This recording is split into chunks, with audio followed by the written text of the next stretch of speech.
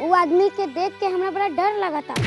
कुछ लोग के गुंडागर्दी करे के आदत हो गई बा, जब देखा जहाँ देखा शुरू हो जालन सा। चुप हो जा दीदी, अगर सुन ली तो का कली, जरा हाथ लगा के तो देखो, हम कैसे डराता नहीं का। तू डरा मत, स्कूल जा, हम आगे जाके रिक्शा पकड़ लें, ठीक बा।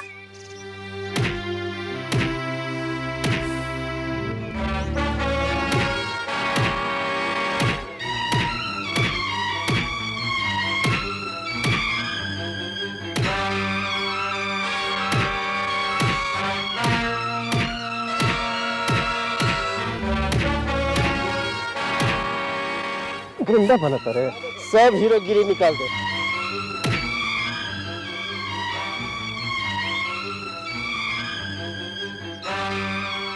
7 बजे अगर ओकरा से पहले चौधरिया का पैसा न पहुंचल ना तो आज मुंह फोड़नी है ना, कल हाथ तोड़ दे। चल भाग भाग।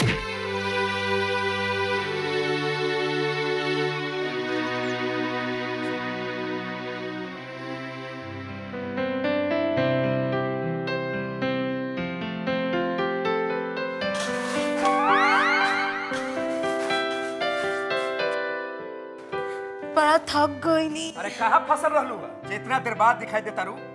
ई कही कि हम आ गई, पूरा कमरा साफ करके आवता नहीं। कमरा केकर कमरा? कौन बहुरिया तारा से काम करावत रहे? अरे ना, वो तो मलकनी कहले रहली कि छोटका भैया के बगल वाला कमरा ठीक कर दा, तो वह ठीक करके आवता नहीं। कोई मेहमान आवता का? हाँ, वो दरअसल अरे तू चुप रह चंपा, हम बतावतानी महाराज जी के। आए काका? हाँ। कौन आदमी आवता? अरे आदमी ना, औरत माने की लड़की। लड़की? हाँ, वो छोटका बउआ के देखभाल करे खातिर एगो लड़की आ रहल बिया। छोटका बउआ के देखभाल तो रउआ करता नहीं। अरे से तो बा, पर एक जन ऐसन चाही जे 24 घंटा उनका संगे रहे, ठीक से पढ़ के दवाई दे, ठीक से खाना खिलावे और तहरो सबके मदद करे के पड़ी ओकरा के। हाँ, जैसे कि छोटका बउआ जल्दी ठीक हो जा। ये काका, ये बात तो हम समझ गए। का लड़किया इसे बात समझी? काहे? जब मलिकार उ लड़की के बुलावत आरन तब तो समझदार हो। अच्छा, तब मलिकार खोजली ही तो कैसे समझदार हई ही? काहे? इनकरो के तब मलिकारे खोजले रहलन। ये कोई कहे के बात बा? ला काटे के रहला। काटा चंपा। काटे, हम आवता। अपन आवता नहीं काका? हां हां। काटा काटा काटा।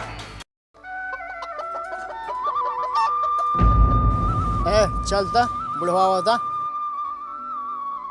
चल चल चल। अच्छा का बुढ़ाऊ के डरा गेला? के बाप का बात बा भाई? ई का करता तू लोग बाबू? ओ देखी बेटा लड़ा के रख के बचे। अरे तू देख पार्टी में का बा? ए बाबू सुन, ए बाबू अरे का जबरदस्ती कर रहा है? अरे क्या करता क्या अरे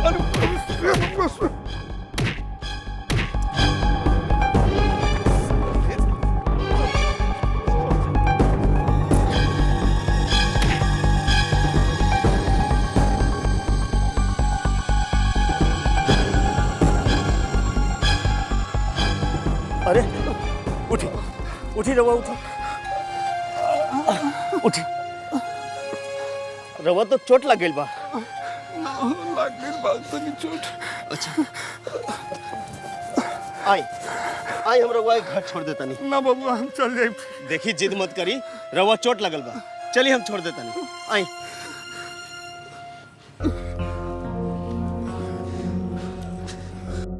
संभल के।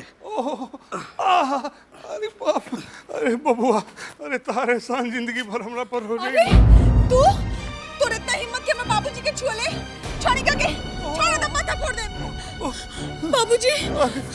अरे बेटी, अरे ई का करे तरू? इहे तो हमरा के बचौलन हा। वो दिन वाला बदमाश लइकन सब आज फेन भेटा गइल रहल। का? अरे अरे बाद में करब, पहले मास्टर साहब के बैठाई। आई मास्टर साहब, आई आराम आई से बैठ आई। अरे ये का फीलिंग करके ये कैसे चोट लग गई? अरे कैसे चोट लग गई बताई ना। कुछ ना भाई, अरे कुछ ना भाई बेटी। अरे वो दिन वाला बदमाश लइकन सब फेन भेटा गइल रहलन। उ त ई भला बबुआ रहलन जे हमर जान बच गइल। बहुत बहुत धन्यवाद बबुआ। अच्छा ठीक बा, हम गरम पानी हल्दी करके लावतानी। ठीक भले आई। अरे बाप रे बाप, ये का हो गई? फिर तो मुझे से मरला से का? अरे ना रे बहना, अरे ये तो ये मरले होई। अरे सकलिए से ही गुंडा लगा था मुझका बड़ा के नाती। ना बुआ, ई तो बाबूजी के बचा के लेलन हा। ठीक बा। बाप रे बाप, बुझाता जे ई घर में सब्बे के पारा चढ़ले रहेला। देखी, हमरा से गलती हो गई। दरअसल वो आज दिन में रुआ के मारपीट कर देखनी। अरे वो सब तो चलते रहेला। ला बबुआ, है पानी पी ले। ना ना चाची, ये डबल डोज से हमार भूख प्यास सब मिट गई। हम चलता नहीं। अच्छा मास्टर साहब, रउआ के अब कोनो परेशानी ना होती, ओकनी सब रउआ के तंग ना करी। हम चलता नहीं, ओकरा के बढ़िया से समझा दे। प्रणाम। ठीक बा बबुआ, प्रणाम। खुश रहा बबुआ, तू खुश रहा, जियत रहा, जियत रहा।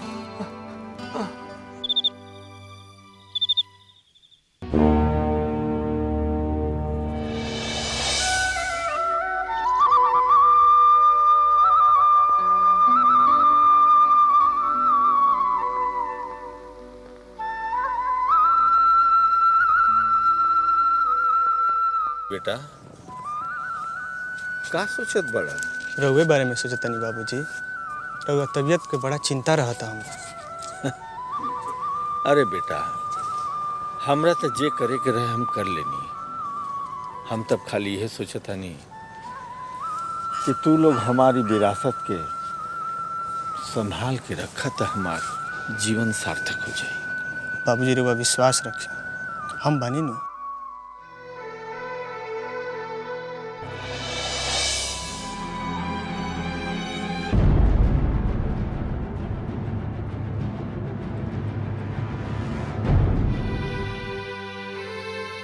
राउर तबीयत ठीक बानो? हाँ, हमार तबीयत तो ठीक बा। वो लड़किया विकी बबुआ के संभाल ली ना ठकुराइन। पहले ओकरा के आवे तो दही जी। हाँ, बस वो विकी बबुआ की जिम्मेदारी संभाल ले और हमरा कुछ ना चाहिए। पता ना ओकरा नसीब में का बा। उनकरा दुनिया के का खबर, हमनी के नसीब में काबा ई सोची। हे दुर्गा माई, हमनी के आखिरी आस, आखिरी भरोसा पे रहम करी। ओकरा जिंदगी संवार दी माई, संवार दी। देखब जौन होई तो काले होई, देखल जाए। हाँ,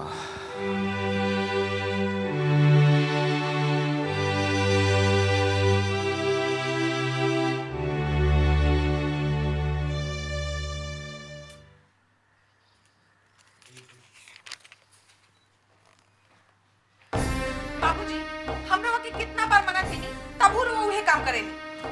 का खातिर? महादेव चाचा से उधार मांगे खातिर। अब हम कहाँ लेते रहनी? ई तो उ जबरदस्ती दे दिलन हमरा के। बेटी, आज जरूरतो तो बढ़ले बा। तो हम बानी नु, कोशिश तो करिए रहल बानी पूरा करे के। अब अकेले तू कितना कोशिश करबू? आ खाली ट्यूशन ले का हुई? अब ओकरो हमें को उपाय ढूंढ लेले बानी। का? हमरा एगो नौकरी मिल गइल बा। हम सोचता नहीं वो नौकरी कर ली। नौकरी? ना, कबो ना। तू बाहर जाके नौकरी करके सोचियो कैसे सकत हरु? पर बाबूजी, कुछ ना, तारा नौकरी नहीं करे के बस। बाबूजी का? एगो बात कही। कहा? रउए कहनी ना कि हमरा और बेटा है, बेटी ना। आज अगर हमरा और बेटा रहती तो का रउआ हमरा के नौकरी ना करे देती? बेटी, बेटी तू समझत नहीं को। हम समझता नहीं बाबूजी। रउए कहनी ना कि आज के जमाना में लइका लइकी में कोनो फर्क ना होला, और फर्क रउए करता नहीं। यही से कहता नहीं कि तू समझत नहीं को। अरे तू हमारा बेटा जरूर हो, बाकी हम दुनिया के नजर कैसे बदला? वो नजर के कैसे समझाएं कि हम अपन बेटी के कमाई खा रहल बनी? पर बाबूजी, ये दुनिया वाला हमनी के खाए के नहीं खेदे। अपन जिंदगी के जंग हमनी के खुद लड़ रहल बानी। एक एक चीज ला खुद लड़ाई कर रहल बानी। ये दुनिया वाला हमनी के मदद ना करी बाबूजी, ना करी। लेकिन बेटी, रहे का तो हमनी के यह दुनिया, यह समाज में बा। और जब इस समाज के नजर चौकट से बाहर निकलल बेटी पर पड़ेला तो कैसे बदले लाई हम? बहुत अच्छा से जानीला। बाबूजी, ई दुनिया के नजर बदले के डर से का रउआ अपन घर, अपन परिवार ला सोचल छोड़ दे।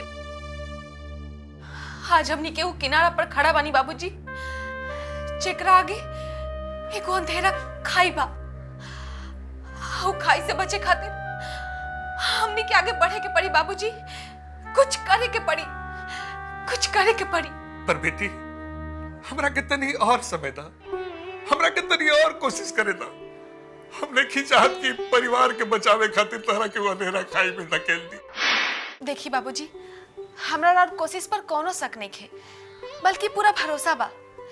रहुओ हमरा पर भरोसा करी।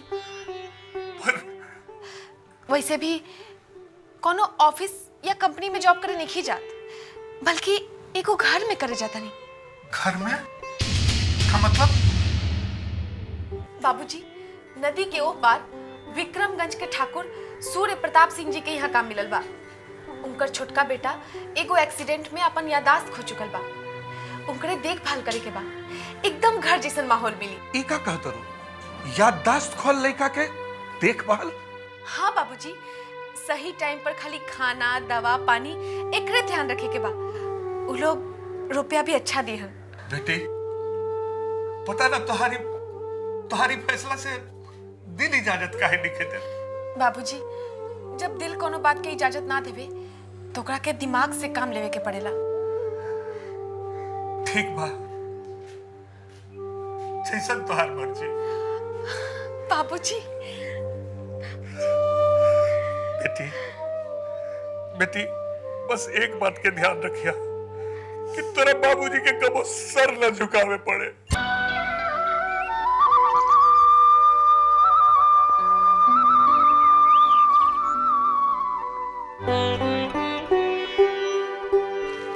गिरधारी जी विकी बबुआ उठलन की ना? ना, अभी सुतले वाला हमू छोड़ देनी है। बहुत दिन बाद चैन से सुतल देखनी है। ना, ठीक कैला। अरे आज वो लड़की आवे वाला बिया जी ओकर रहे सहे के सारा इंतजाम ढंग से कर दे। रउआ निश्चिंत रहे, हम चंपा से कह देले बानी उ लल्ला के बगल वाला कमरा ठीक करे खातिर, और कर देले हुई। कब ले आई उ लड़की? अरे देखी ना, हम तो जल्दी जल्दी में वो लड़किया के नाम और फोन नंबर लिहल भुला गए कि फोन करके कुछ पता कर सकी। वैसे हम थोड़ी देर में डॉक्टर साहब से बतिया ले। ठीक बा। गिरधारी भैया जी, रउआ लल्ला लगे जाए, वो उठिए तो केहू के ना देख के परेशान हो जाइए। जी हाँ। अच्छा अच्छा सुनी ठकुराइन जी, वो लड़की के आवे के पहले कर रहे सहे के सारा इंतजाम ढंग से हो जाए के चाहिए, और रउआ सब अपने से देख ले। रउआ चिंता मत करी जी, सब हो जाए। अच्छा ठीक बा। राजू जी हो गया तैयार बेटा? जी बाबूजी। तो ऐसे दुखी मन से काहे कहत बड़ा? उदास होके जा रहल बड़ा का? हमरा रावरे कहल बात याद आ गई कि आदमी के सुने के चाहे दिल के और करे के चाहे दिमाग से। तो बेटा ऐसा उदास चेहरा मत बनावा। अरे नया जिंदगी के शुरुआत करे जा रहल बड़ा, हंसी खुशी जा बेटा। हम जाए से दुखी नहीं की, बस राउर चिंता सता रहा। अब रउआ यहाँ अकेला हो जाए। हम अकेले कहाँ बानी? पलटन बा, तोहरा माई के याद बसल बाई घर में, और फिर फोन पे तो बात होबे करी। वैसे भी बेटा हम आधा जिंदगी अकेले रहल बानी।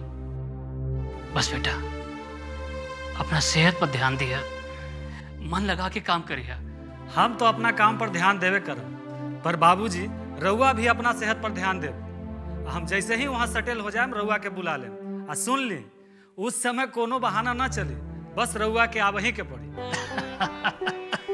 ठीक बा बेटा, ठीक बा। तू उन्हें जाके सेटल तो होका बेटा। रास्ता में ठंडा लागी, जैकेट तो पहन ला। अरे बाबूजी जैकेट एकरा में रख देनी है, जब ठंडा लगी तो हम पहन ले। ठीक बा। ठीक बा बाबूजी, तो चलते। खुश रह, आवा। माई अब यह दिन देखे के बाकी रह गई रहे। घर के जवान लड़की दूसरा के घर में जाके रही आ काम करी। रोका माई रोका, ना ई घर के इज्जत ना बची। तो हम का करी जब किसनवा कह दलस ता? रोका, हमार तो कोई सुने वाला बाना ये घर में। हाँ? अब भैया के तो आँखें में ऐसन पट्टी बन ले या तो उनका के तो कुछ लौकते नहीं खे। अरे ओकरे माई के ना सोचे के चाहिए, अब वो सोचे के नहीं के तैयार तो हमनी के का करी जाए। अरे वो लड़की काज ने कौन उनकरा के घुट्टी पियोले बिया कि उनकरा के तो कुछ बुझाइते नहीं खे। दूसरे के घर में अब कुछ ऊंच नीच हो जाई, हैं ओके चरित्र में दाग लग जाई तो के ओकरा के पूछी, के ओकरा से बियाह करी बताया। अरे बबनी, जब ओकरा बारे में अच्छा नहीं सोच सकत तो कम से कम बुरा तो ना सोची। ली हमरा के तो खुदे ओकर चिंता बा। आ लड़की चाहे जितनो कमाए वाली हो जाए ना, जाए को तो के पतिये के घरे है, अबे दूसरे के घरे अबे कुछ ऊंच नीच हो जाई, हैं चरित्र पे दाग लग जाई तो के ओकरा के अपनाई। धन्यवाद बा रउआ के जे इतना सोचनी, लेकिन अब ओकरा के सरापल बंद करी। इतना अगर भगवान के पीछे भी पड़ल जाई ना तो भगवानों के संगे बुरा हो जाई। आ जब इतने डर बा तो काहेला अपने बेटी के दूसरे के घरे भेजले बाड़ू कमाए खातिर। ऐसे कि ई घर में खाली खाए वाला लोग बैठल बा, कमावे खातिर ना। का कहलो? का मतलब? हमनी के कोनो काम धाम नहीं खे, हमनी के खाली खाए खाए बैठल बाड़ी यहीं जा। हैं आ इने भूला कि कुल अर्जल हमरा बाबूजी के कैल है। त लागत कि पूरा कुबेर के खजाना रच के कैल बा। ए भगवान ए माई, सुन का कहा के तोर बहुरिया सुन। माई तू चल अंदर चल। तू हट यहाँ से, आज हम इनका के बता ही के रहब कि हमरा से का चाहता रही, का इनका मन में बा। हमरा के तोहरा से कुछ नहीं चाहिए जा। माई ना जाने कौन जन्म के दुश्मनी निकालत तारी हमरा लड़की सबसे। चल जा जा जा, जौन दिन कोनो ऊंच नीच हो जाए ना, देखा बाटी कौन मुंह दिखावे रे बिरादरी के। खाए माई खा, चल तो रोज के ड्रामा है, खा।